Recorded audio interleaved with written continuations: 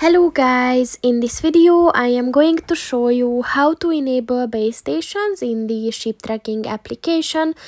But first I just want to mention, don't forget to subscribe to my channel, because at 10,000 subscribers I am going to show you my whole YouTube revenue statistics and growth strategy, as well as how to make money online. Let's jump into it. First of all, open the application on your phone. And then click on the map button at the bottom of the page on the left. And then click on the button at the top of the page on the left. And then at the visible vessels section, look for the base station button. And in order to enable it, just click on the white circle next to it.